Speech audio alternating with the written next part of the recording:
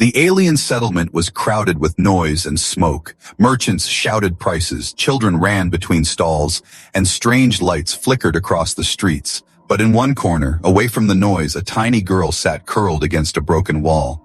Her body was covered in dirt, her clothes torn, her hair a tangled mess. A foul smell surrounded her like a dark shadow. Whenever people passed near her, they turned their faces away. Some laughed, some whispered, and some spat in disgust. "She stinks worse than the garbage pit," one merchant said, shaking his head. "No one will ever go near her," another muttered.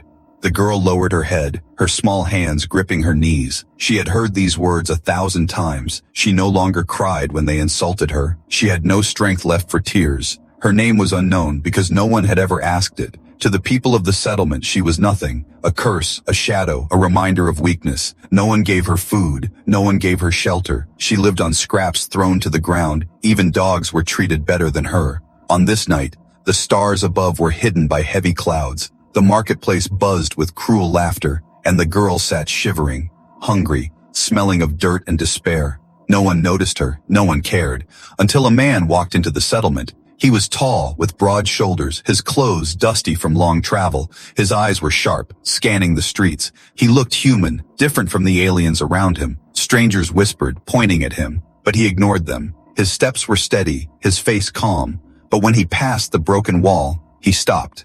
His eyes fell on the girl. For a long moment, he said nothing, only watched her. The girl felt his gaze and pulled her knees closer. She expected him to laugh, to turn away like all the others. But he didn't. Instead, he slowly crouched down, his shadow veering her small frame. The crowd noticed and gasped. "What is he doing?" someone hissed. "Is he mad? He'll get that smell on him," another shouted. Yet the human did not move away. He looked directly into the girl's frightened eyes. The girl's heart pounded, her body trembled, expecting a hand raised to strike her. No one had ever touched her without anger or disgust. But this man's hand did not strike. It lowered gently, stopping a few inches from her, open, steady, waiting. The girl stared at the hand, her breath caught in her throat. She had never seen such a thing, a hand reaching not to hurt but to invite. Her mind screamed that it must be a trick, but something in his eyes was different. The crowd grew louder. "Stay back, human," a merchant shouted. "She is cursed," a woman cried, but the man ignored them all. He kept his hands steady, his gaze calm, and for the first time in her life, the girl wondered, could this hand be real? The silence between them grew heavy. Her fingers twitched, her body frozen. One choice could change everything. One touch could decide her fate. The human's voice was low, gentle, steady. "You don't have to stay here alone," he said. Simple words, but they cut through the noise of the marketplace. The girl blinked, her lips trembling. No one had ever spoken to her like that. Not with kindness, not with patience. The crowd watched, their voices turning into whispers. Was he truly trying to touch the cursed girl? Why? What did he see in her that no one else did?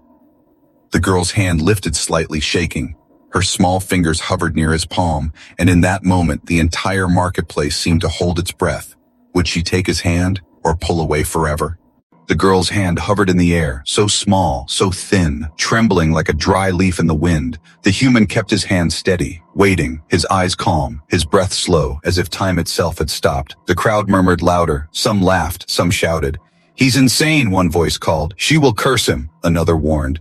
But still the human did not move away. He waited only for her choice. The girl's chest rose and fell quickly. Her heart beat so hard she thought it would break. She had never been given a choice before. Never. Every moment of her life, people decided for her. They threw food at her or threw stones at her. They told her she was nothing, and she believed them. But this moment was different. This man was asking her to decide. Her fingers shook as they lowered, just a little closer to his palm. But then fear cut through her. Her hand pulled back fast. She wrapped her arms around her knees, hiding her face. A broken sound escaped her throat, half a sob, half a whisper. The human did not frown. He did not leave. Instead, he shifted closer, slowly, carefully. The crowd gasped, covering their mouths. He was stepping into the smell that everyone hated. He was choosing to sit in the place no one dared. He lowered his voice, speaking again. "You are not filth," he said. "You are not a curse." The words struck her heart like fire. Her breath caught, her small body shaking harder. How could he say such things? Did he not smell what everyone else smelled? Did he not see her like they saw her? The girl dared to peek at him from behind her hair. His eyes were steady, like a deep ocean. They held no disgust, no fear, only patience, only strength. It made her chest ache in a way she did not understand. A man from the crowd stepped forward, angry. "You fool, stay back! She is poison," he shouted. Others joined in, shaking fists. "Leave her. She is nothing. She deserves the dirt." But the human turned his head slightly, his eyes cold now, sharp as steel. "Enough," he said. The single word froze the crowd. It was not shouted, but it carried weight. Even the loudest voices fell silent. The girl looked at him with wide eyes. No one had ever defended her before. No one had ever told the others to stop. Her throat tightened. Her small hands clutched the rags she wore. She whispered so softly it was almost lost in the wind. Why do you care?" The human turned back to her. His expression softened again. "Because you are alive," he said. "And that is enough." Her breath shook. The words sounded impossible. Alive? Enough?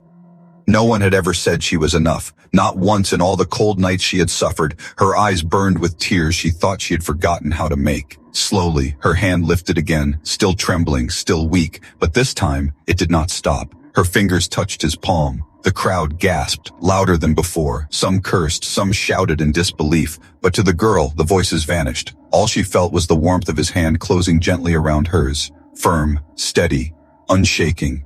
Her world, which had always been dark and cold, now had a light.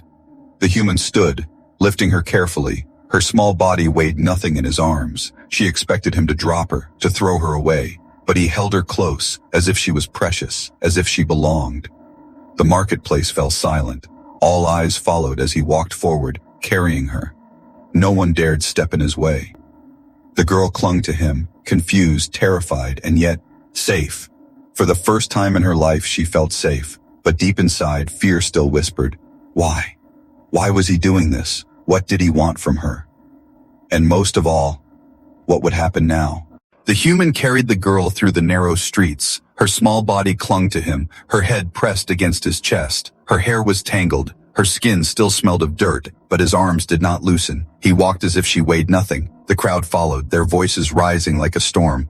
"This is madness," someone shouted. "He will shame us all," another cried. "He carries filth in his arms." The words struck like stones, but the human did not slow his steps. His face was steady, his eyes forward. The girl buried her face deeper into him. She did not want to hear their voices. She had always been their target, their insults, their disgust, their hatred. But now the words were not only for her, they were for him too. She did not understand why he carried her when all others pushed her away. At the edge of the market, a group of merchants blocked his path. Big men with heavy clothes and sharp eyes. They crossed their arms, sneering. "You can't take her," one said. "She belongs here in the dirt," another added. "She is our shame, not your burden." The human stopped, standing tall. His voice was calm but firm. "She belongs to no one," he said. "She is not shame, she is not filth." The words spread through the crowd like fire. Gasps, curses, shouts. No one had ever spoken like that for her, not once in all her life. The girl's fingers clutched at his shirt. Her heart pounded in her small chest. Was he truly defending her? Was he truly challenging them all? Her body trembled, waiting for the blow she was sure would come. One merchant stepped closer, his hand on the human's shoulder. "Put her down, human," he growled. "She will bring you sickness, ruin, death." The human's eyes narrowed. Slowly, he brushed the man's hand away.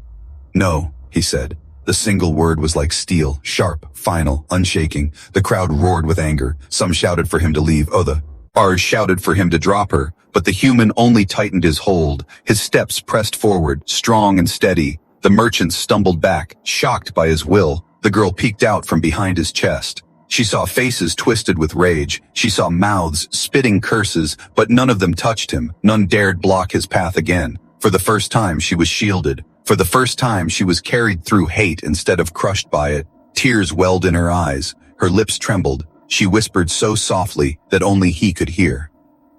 Why? Why are you doing this?" He looked down at her. His expression softened. "Because no one else will," he said. Her heart shook at the words. They were simple, but they felt heavier than the world. The human reached the gates of the settlement. The crowd stopped there, unwilling to follow. They cursed, they spat, but none crossed the line. He walked beyond the walls, carrying her into the quiet night. The stars shone faintly above the clouds now. The air outside was cooler, cleaner. The girl breathed deeply, though her body still trembled. She felt the steady beat of his heart against her ear, and for the first time she wondered, was this the beginning of something new? Yet fear lingered inside her. Fear that he might change his mind, fear that he might throw her away once they were alone, fear that this warmth was only a dream. Her small hands gripped his shirt tighter, afraid that if she let go, she would fall back into the darkness forever. The human walked on, silent, steady, his arms strong, his steps sure. The girl did not know where he was taking her. She did not know what awaited beyond the walls, but deep inside, a fragile spark flickered, a hope she had never felt before, and that hope whispered a question that would not leave her heart. Could this man truly save her? The human walked until the noise of the settlement was far behind. The girl in his arms was silent, her head rested against his chest, her eyes half closed. She was weak, hungry, and tired, but still she clung to him as if letting go meant falling back into the darkness. The night air grew colder, the ground was rough, covered in stones, but the human did not stop. At last he reached an old water well hidden among broken ruins. The place was quiet, the sound of wind moving through the stones. He set her down gently beside the well. Her legs shook, too weak to hold her weight. She almost fell, but his hand steadied her. She looked up at him with wide, confused eyes. Why was he bringing her here? Why had he not thrown her away like the others said? The human pulled a small bucket from the side of the well. He dropped it down, the rope creaking. The sound of water splashing below echoed in the still night. When he pulled it up, the bucket was full. Clear water shimmered under the moonlight. The girl's heart raced. Fear rushed through her chest. Was he going to drown her? Was this kindness only a trick? She took a step back, trembling, her body pressed against the stone wall. The human noticed her fear. He set the bucket down and crouched low. His voice was calm, gentle, steady. "No one will hurt you," he said. "Not while I am here." The girl froze, staring at him. His words sounded strange, as if they came from another world. She wanted to believe them, but her life had taught her only pain. Her hands shook. Her chest rose and fell quickly. The human dipped his hands into the water. He let the cool drops fall between his fingers. Then he reached toward her face, slowly, carefully. She flinched, expecting the strike, but his hand was soft, gentle. Cool water touched her cheek, washing away a line of dirt. Her eyes widened. She touched her face where the water had fallen. It felt strange, clean, almost new. The human dipped his hands again. He poured water over her tangled hair.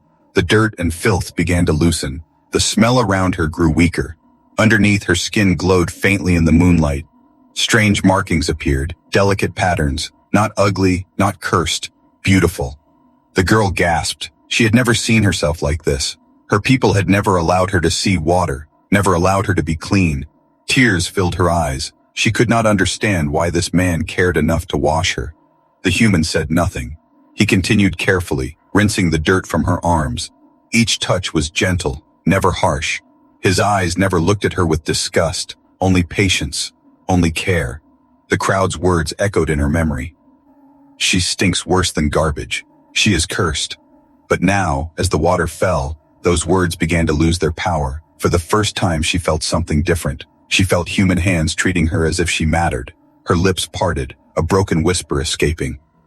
Why? Why are you doing this? The human paused, looking into her eyes. Because no one else will, he said. And because you deserve to be seen. Her heart shook. The words struck deep. She lowered her head, tears dripping into the water below. Her body trembled, but this time it was not fear. It was something she had never known before. Hope. The night grew quiet around them. The moonlight shone on her clean skin. Her alien markings glowed faintly like stars. And for the first time in her life, she no longer felt invisible. She felt seen. But deep inside, another fear stirred. If the world had hated her before, what would they do when they saw what she truly was? The girl's body was still trembling. Drops of water slid down her skin, carrying the dirt away. Her markings glowed faintly, like tiny stars written on her arms. She touched them with wonder, but also fear. No one had ever allowed her to see herself like this. The human filled the bucket again. He washed her hair slowly, carefully untangling knots with his fingers. Her breath came fast, afraid he might pull too hard. But his touch never hurt her. It was gentle, steady, patient, something she had never known before. When he finished, he handed her a cloth. She stared at it, confused. He showed her how to use it, drying his own hands first. She copied him with shaking fingers. Her body shivered, but it was not from cold. It was from something new.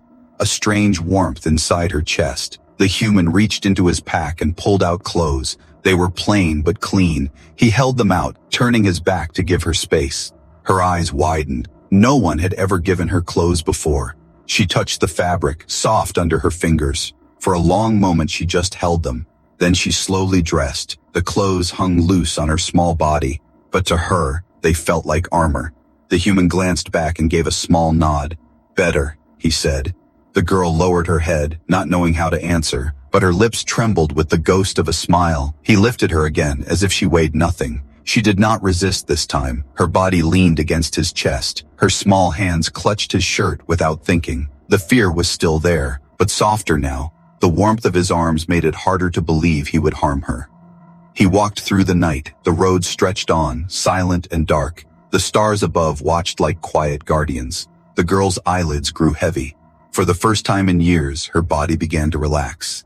The sound of his heartbeat was steady, like a drum that promised safety. At last, they reached a small house built at the edge of a valley. It was simple, made of stone and wood. Smoke rose gently from the chimney.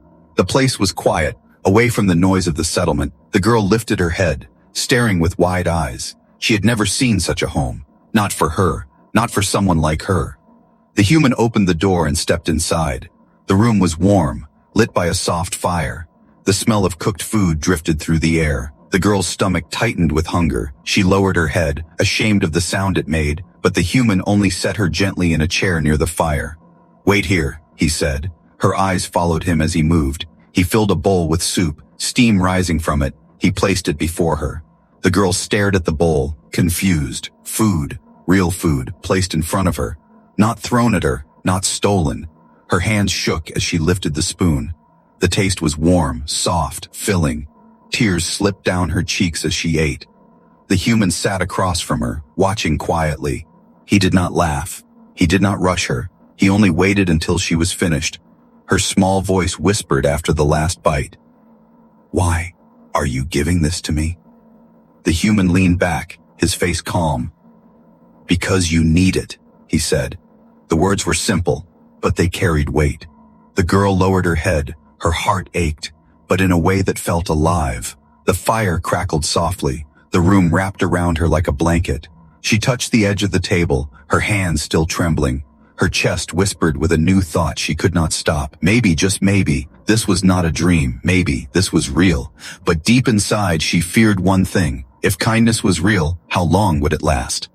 The firelight painted soft shadows across the small room. The girl sat near the flames, her hands curled around the empty bowl. Her body was warmer now, her stomach full for the first time in years, but her heart still trembled. She did not understand why this man was helping her. The human sat across from her, his gaze steady. He had not asked for anything. He had not mocked her. He had only given food, clothes, warmth. It felt impossible. After a long silence, his voice broke through. "What is your name, bid?" he asked.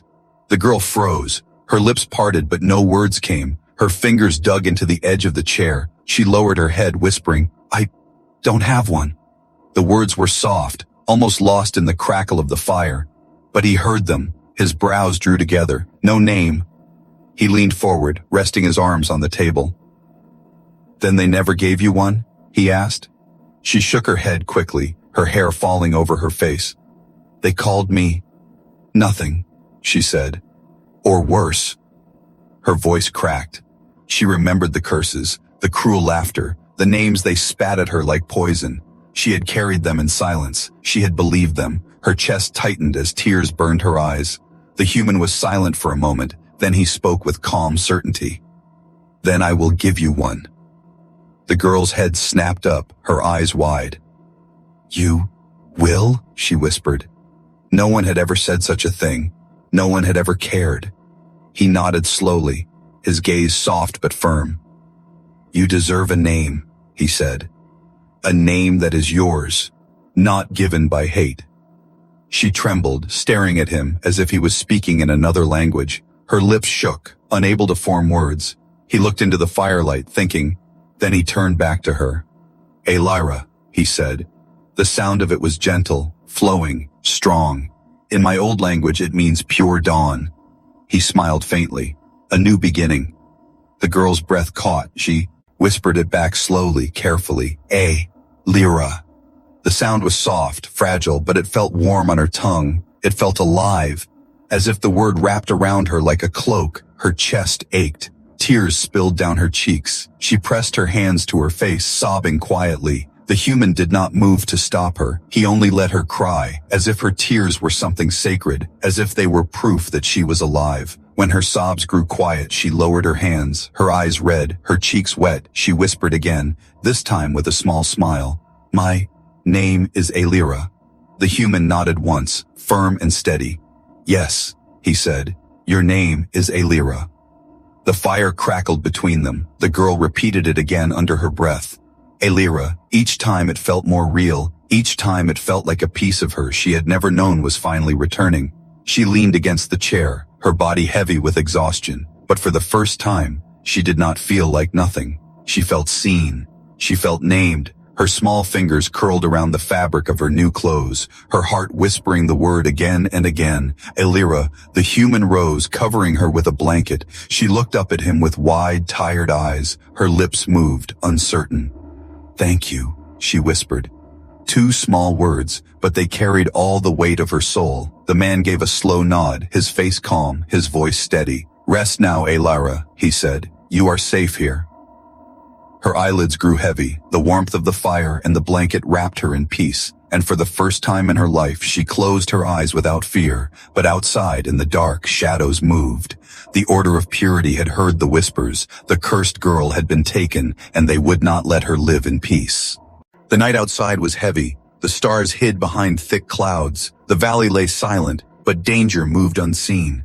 Inside the small house, Elira slept, her small body wrapped in the blanket. Her lips whispered her new name, even in dreams. For the first time, her sleep was peaceful, her breath soft, steady, warm. The human sat by the fire, watching the flames, his face calm, but his eyes sharp. He knew peace never lasted. Kindness always called enemies, and somewhere beyond the valley, whispers had already begun. In the settlement, word spread quickly. The cursed girl had been taken, not killed, not abandoned, but carried by a human, a stranger, a fool. The story reached ears that should never have heard it. The Order of Purity, a secret group bound by hate. They believed some lives were worth less. They believed filth should be erased. When they heard the tale of the human and the girl, their decision was fast and cruel. She cannot live, they said. She will bring ruin, and the human is blind. They gathered in the shadows, their ships hidden, their weapons sharp. Back in the valley, the human felt the change in the wind. He stepped outside the house. The night was too quiet. The silence was not peace. It was warning. He looked up at the sky, and though he saw nothing, he knew someone was coming. Inside, Elira stirred. Her dreams turned uneasy. She saw shadows reaching for her, voices calling her cursed. Her body shook under the blanket. Her small hands clutched the fabric tight. The human returned inside. He crouched beside her, placing a hand gently on her shoulder. Her eyes opened, wide and frightened, but when she saw him, she calmed. You are safe, he whispered. His voice was steady, firm, unshaken. Her trembling slowed. Her lips formed the word again. Elira, she whispered, as if to remind herself it was real, that she was no longer nothing. The man nodded. Yes, Elira, he said, that is who you are. But inside his mind, he was already preparing. If the Order had heard, they would not wait. They would come for her, and he would not let them take her. Far away, the Order's ships rose into the night. Engines burned silent but bright, their symbols of purity carved into steel. Inside, their soldiers sharpened blades and checked rifles. They spoke with pride. We will cleanse the stain. We will burn the filth. Not one of them doubted the mission. Not one of them cared for the life of a trembling girl. Back at the house, the fire burned lower. The human stood, pulling a weapon from behind the door. Its edge glimmered faintly. Elira watched him, her eyes full of fear. Why? Do you hold that? She asked. He looked at her for a long moment. To keep you safe, he said. Her chest tightened. No one had ever spoken such words for her. Safe. Could she truly be safe? Her heart wanted to believe, but her fear whispered another truth. If people came, if soldiers came, would he really fight them all for her?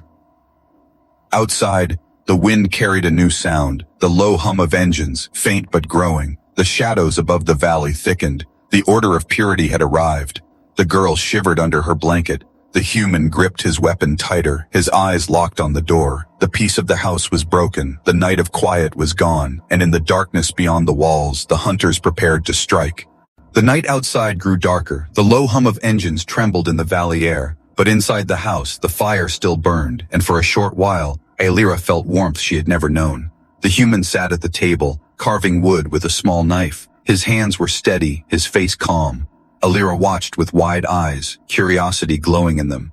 "What are you making?" she whispered. He did not answer right away. His knife moved carefully, shaping, smoothing, cutting. At last he lifted it and placed it before her, a small wooden figure, simple but beautiful, a toy carved with patience. "For you," he said. Alira froze. Her breath caught in her throat. "For me?" she whispered. She stared at the toy as if it were made of gold. Her hands shook as she reached for it. No one had ever given her anything. Not food, not clothes, not kindness. And now this. Her fingers closed around the little figure. It felt warm, alive, real. Tears welled in her eyes. She looked at him, lips trembling. "Why?" she asked again, the same question she always asked. He gave the same calm answer. "Because you deserve it." Her chest tightened. A strange sound escaped her lips.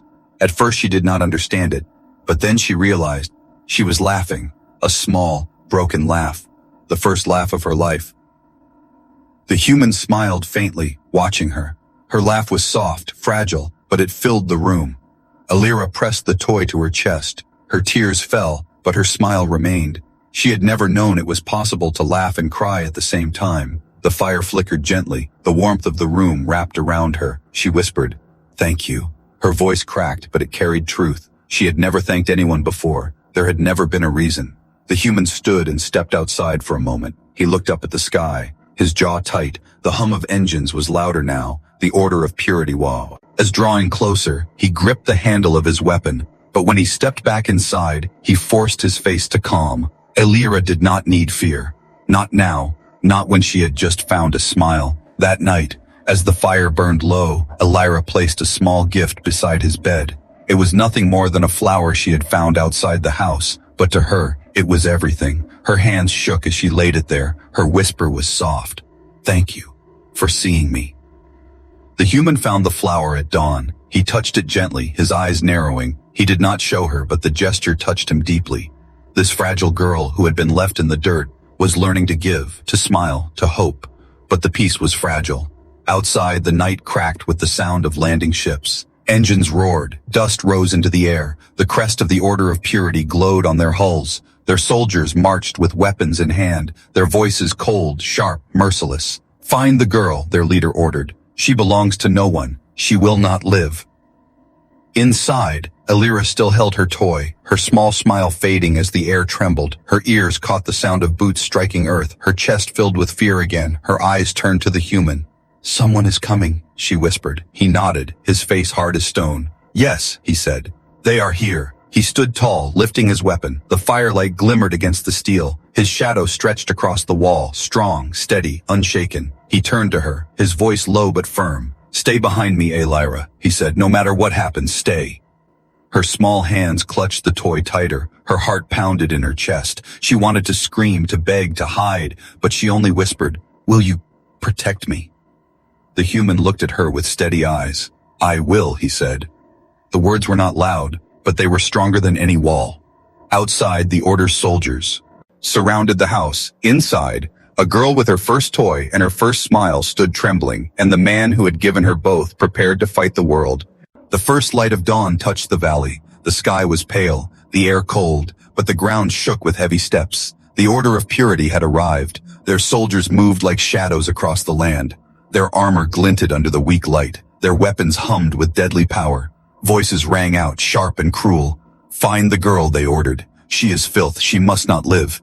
Inside the small house, Alira trembled. Her small fingers clutched the wooden toy against her chest. Her wide eyes turned to the door. She could hear them outside. She could feel their hate in the air. The human stood tall in front of her, his weapon gripped firmly, his body a wall between her and the world. He did not shake. He did not step back. His eyes were cold, steady, unbroken. The soldiers reached the house. They spread in a circle, weapons raised. Their leader stepped forward. His voice cut through the morning. "Human, give her to us," he commanded. "She is cursed. She is poison. Leave her to us, and you may live." The human did not answer. He only raised his weapon higher, his voice calm, strong, final. "She belongs to no one, Shen," he said. "She stays with me." The words struck the soldiers like a challenge. Gasps, growls, curses spread through their ranks. Their leader snarled. "You would fight us for her? For filth?" The human's eyes narrowed. "I would fight the galaxy for her," he said. Elira's heart pounded. Her small body shook with fear and disbelief. Was he truly going to fight them all? For her? Her chest ached with something she could not name, something stronger than fear. The first soldier stepped forward, a weapon crackled in his hand. The human moved faster, steel flashed, a sharp strike. The soldier fell, silence cutting through the morning. The order roared in fury. They rushed forward, blades clashing, rifles firing. The house shook with the sound of battle, the purr.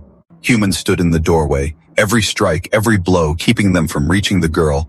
Elira pressed herself against the wall. Her small hands covered her ears. Tears streamed down her face. But she dared to look, and what she saw burned into her soul. The human fought like a storm. Every movement strong, precise, unyielding. He bled, he staggered, but he did not fall. He struck down soldier after soldier, and every time he looked back, even for a second, his eyes found hers. His gaze told her the same truth. "I will not let them take you," the leader shouted above the chaos. "He cannot hold forever. Break him. Take the girl." The soldiers pushed harder, the air filled with fire and smoke. The floor trembled under their boots. Elira's body shook. Her heart screamed at her to run, but her soul whispered another voice. "Don't run. Stay. Trust him." She clutched the toy tighter. Her tears fell onto the wooden figure. Her lips trembled as she whispered her name.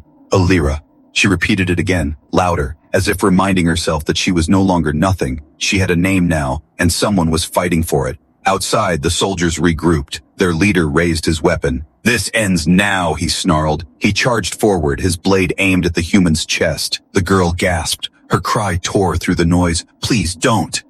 The human's eyes blazed. His weapon rose one last time. The clash echoed through the valley like thunder, and when the dust settled, one figure still stood. The valley was silent. Smoke drifted across the cold morning air. Broken weapons lay scattered on the ground. The soldiers of the order lay defeated. In the center of it all, the human stood. His chest rose and fell heavily. Blood marked his arms, his face, his clothes, but his eyes were steady, his body unbroken. The leader of the order lay at his feet, his weapon shattered, his pride destroyed. The human pushed the body aside. His gaze turned back toward the house. Inside, Elira pressed her small hands to her mouth. Her eyes wide, her heart racing. She had watched everything, every strike, every blow. Her chest still shook with fear, but now it was mixed with something else, a burning fire she had never felt before. When the human stepped back into the house, she ran forward without thinking. Her small body collided with his chest, her arms wrapped tight around him. "You fought for me," she whispered. Her voice broke, tears spilling from her eyes. "You didn't let them take me." The human's arms wrapped around her. His voice was low, calm, steady. "I told you," he said. "You belong with me now."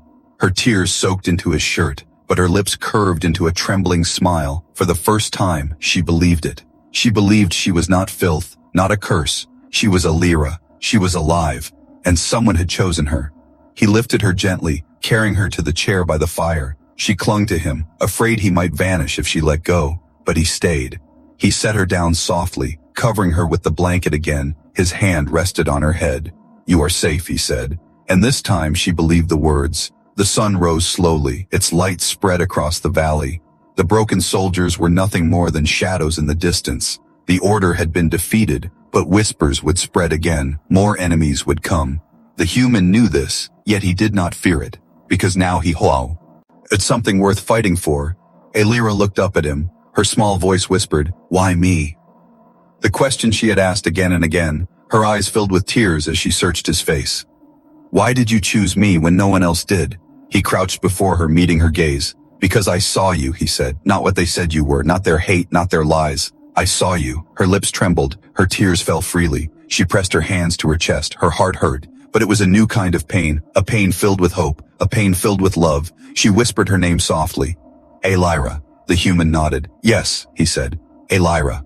The fire crackled softly. The morning light filled the house, and in that moment, the world felt different. Not perfect, not safe forever, but alive.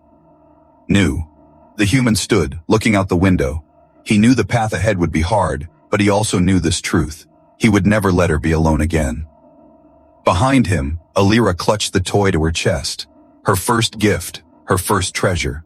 Her lips curved into a soft smile. For the first time in her life, she whispered not in fear, but in hope. I belong, she said. Her voice was small but steady, her heart no longer empty, her soul no longer broken. The human turned back to her, his shadow strong in the morning light, and with quiet steps, he came to sit beside her. Together, they looked toward the fire, and for the first time in both their lives, they did not feel alone. Elira had a name, she had a home, she had someone who chose her, and the story that began with shame and filth now became a story of family, of hope, of love, the beginning of something new.